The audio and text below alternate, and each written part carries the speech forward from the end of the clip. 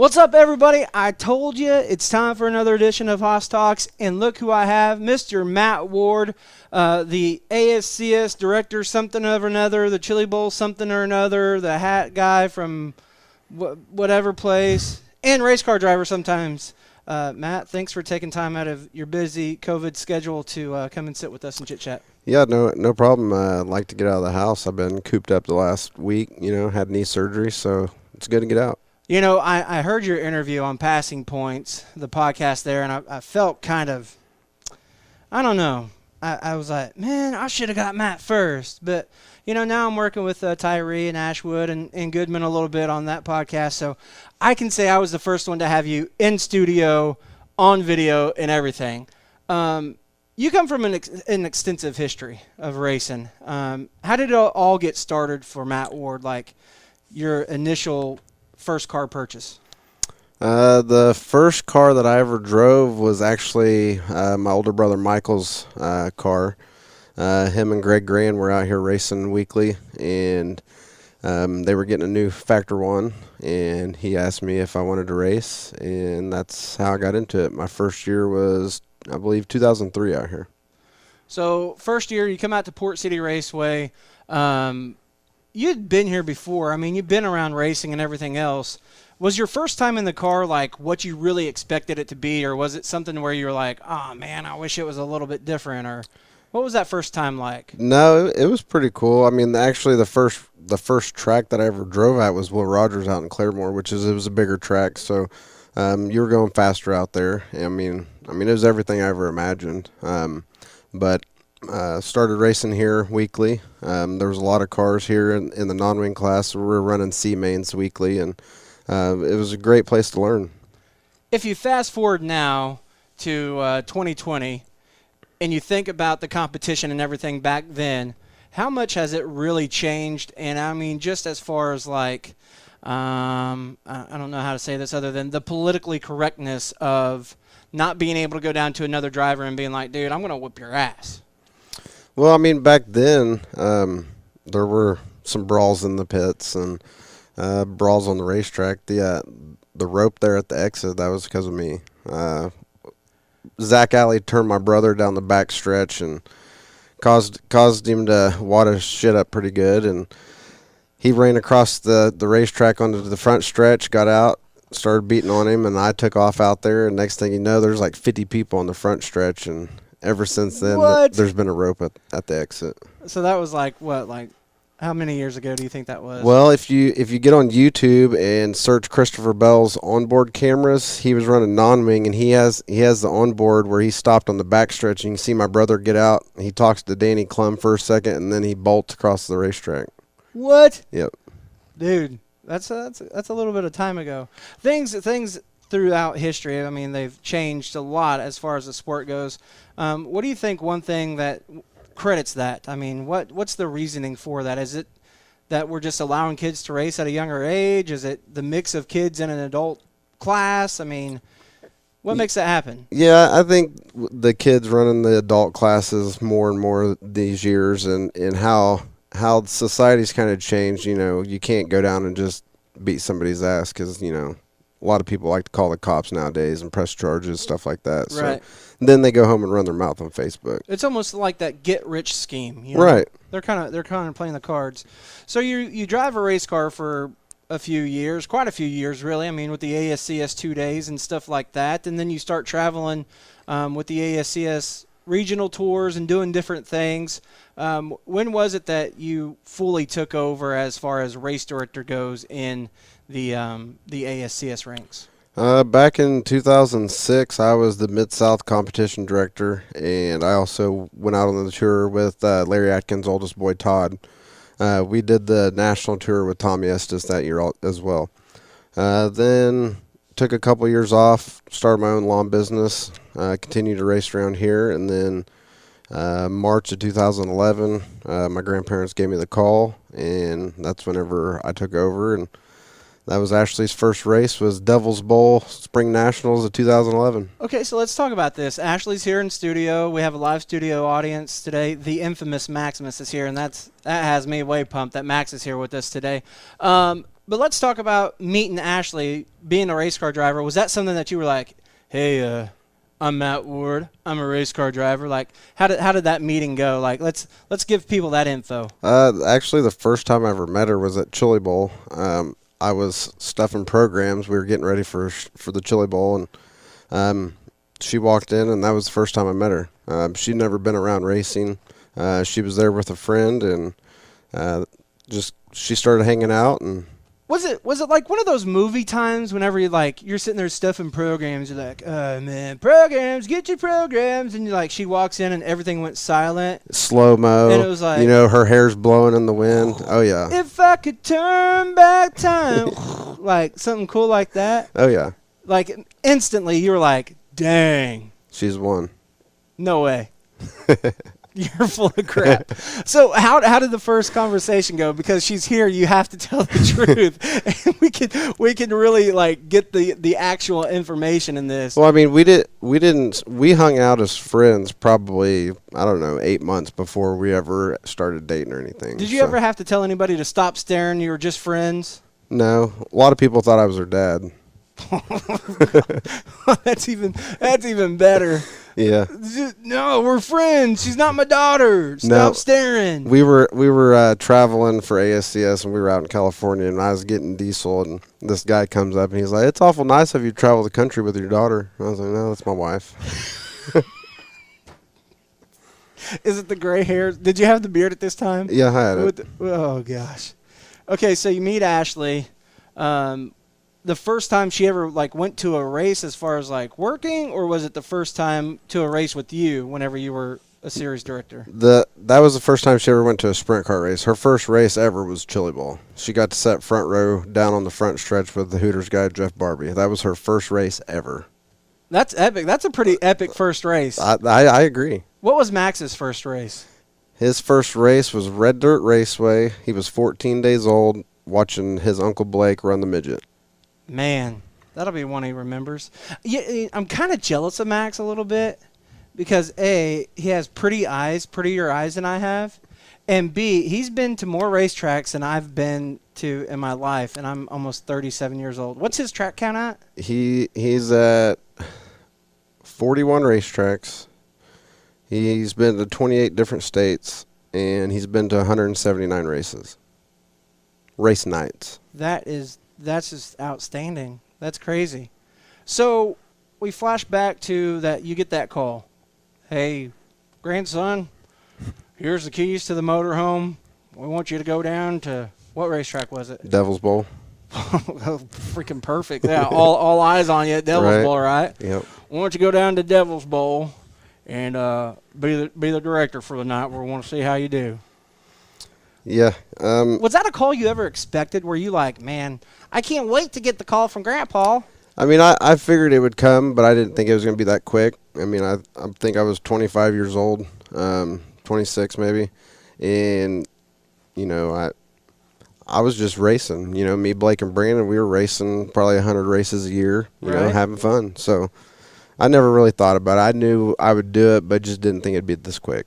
So you get that call. Do you remember pulling into Devil's Bowl and seeing Lanny for the first time? I mean, did you go find Lanny? Hey, Lanny, you got any pointers? Or was Lanny like, don't screw this up? Oh, no, man. Lanny was cool. I mean, I've known Lanny my whole life. And, I mean, he was a extreme different character, but he was a good dude. He'd do anything for anybody. And, he never really, in my lifetime, he never yelled at me. Really? Yep. One thing that about Lanny that I really miss was he was one of those guys that always had a smile. I remember whenever he took over State Fair Speedway, I was like, oh man, who's this new guy coming in? And you see this little dude driving around in his caddy or whatever, and doors probably open. Yeah, and you're like, wait, that's the promoter now? That's the guy that's doing it?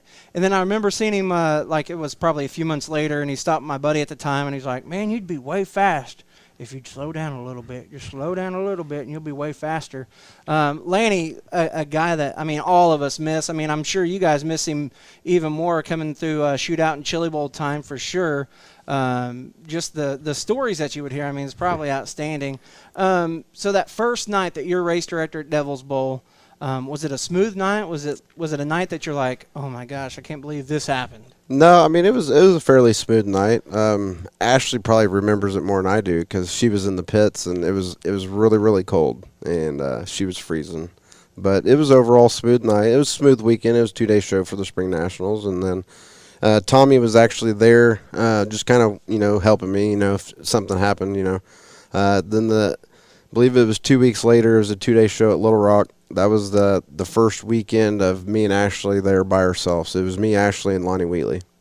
So, are you the whole time? Are you like learning things from Tommy, like kind of taking notes, or just kind of watching the way he does things? Because again, Tommy Estes is another well-known name now. Whenever you think about back in the day and the glory days or whatever, and even now at Dodge City, he does a great job up there too.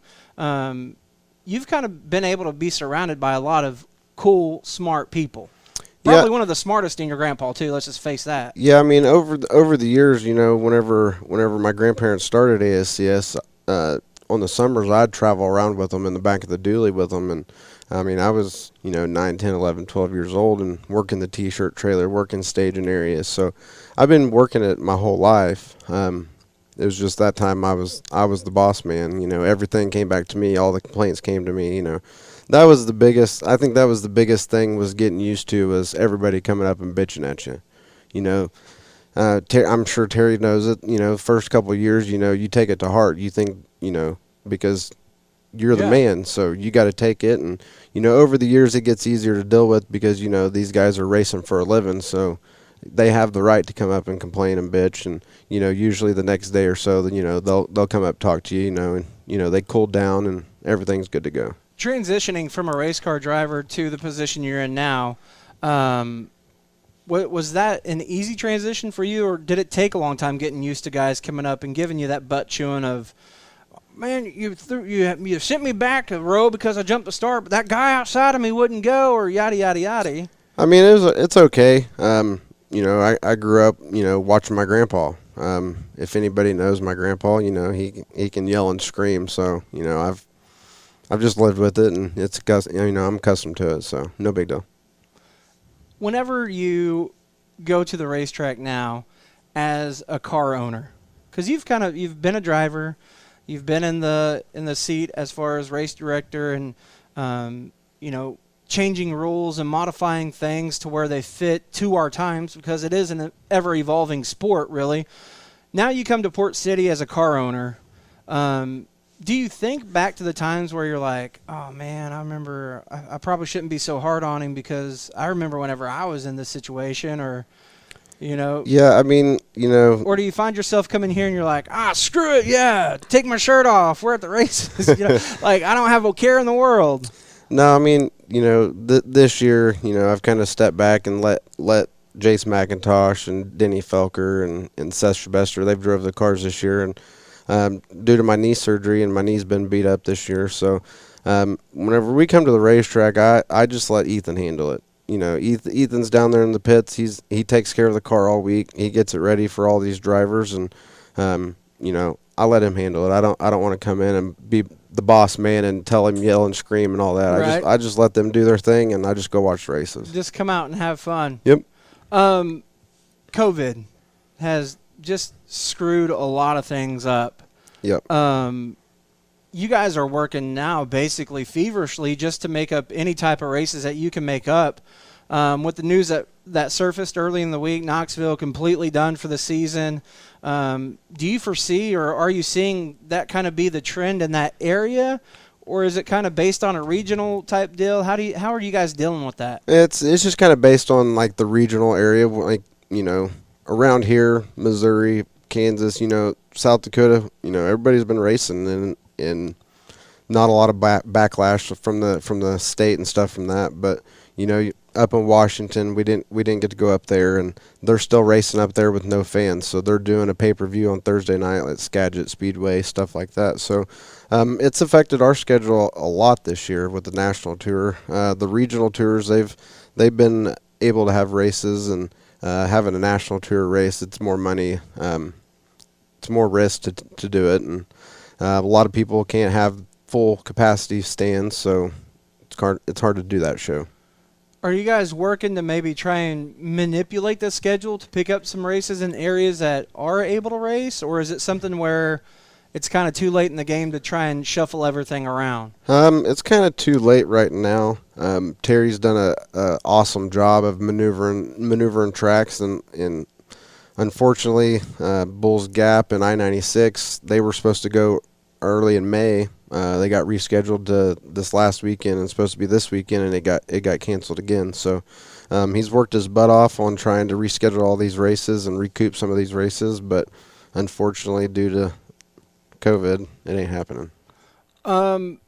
So now that you have Max, do you foresee yourself continuing on this path of being the race director? Maybe trying to homeschool him, maybe in the motorhome up and down the road. I mean, I know that's kind of a few years away, and things could probably change. But how long do you see yourself being a race director, or how long before maybe you take another position doing something different with the organization? I mean, I think we're going to keep doing this for a while.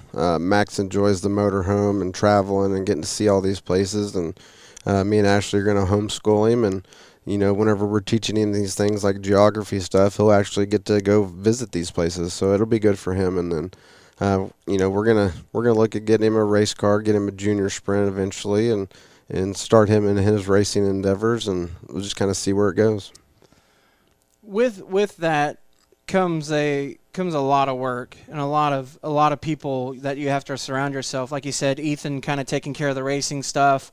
You have family and friends and everybody. The racing community has kind of taken Max as one of their own, really, right? Oh yeah, he's got a lot of aunts and uncles. He thinks everybody's family to him. The legacy, Matt Ward's legacy. You're part of something it's bigger than you. I mean, it's big. It's a long-standing tradition. What do you want to be? What do you want your legacy to be? I mean, I just want to be known, as a good all-around dude. Helps people out, and loves racing. Help the sport of racing to continue to grow, and just pave the way for Max. Be a good example for him, and just let him enjoy the wonderful racing community.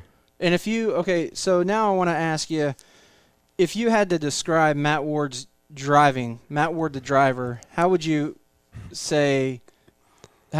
explain Matt Ward the driver? Well, is it after I got run through, or is it before I got run through? It's after. Whenever you're out of the car and walking down the back straightaway, saying, "Well, do you got you're your not cool? Do you got your not cool, Do you have your bleeper button ready?" The bleeper button is not ready. I should really probably have that ready. So no, just Matt Ward, the overall driver. No, I whenever I get to race, I'm not racing for points or nothing. So I'm just going out there to have a good time, and I'm racing. Are you super aggressive? Are you relaxed? I mean, I don't think I'm super aggressive, but I mean, I'm not going to be afraid to put it in the hole there to drive it in there, feet or right rear or nothing. That's exactly what Ethan said. That's the same exact word for word. Yeah, but I mean, once somebody hits me and drives through me or something, then my attitude comes out, and just a little bit. Yeah. So Matt Ward, the race director, the official, how is he? Is he a rules are rules, black is black, white is white? There's no gray area. There's no wiggle room. Is it a scenario where it's just based on the actual scenario? No, rules are rules. I mean, if it's in the rule book, it is what it is. Doesn't matter. I mean, we got friends out on the tour. It doesn't matter. I mean, we have family out on the tour. I mean, a rule's a rule. That's how it is. Now, Ethan made fun of me whenever he came in saying the quick fire questions. I kind of take offense to that, and I wasn't going to ask him, but now I got to. So are you a wing or a non-wing guy? Non-wing. Non-wing all the way. You ran some the Sprint Bandit stuff before, right? The big sprint car stuff. Yep. You've ran midgets, you've ran micros, you've ran all kinds of stuff. Have you ran a mini stock yet? Nope. So maybe I've ran a micro, a midget, non-wing sprint car, and a wing sprint car.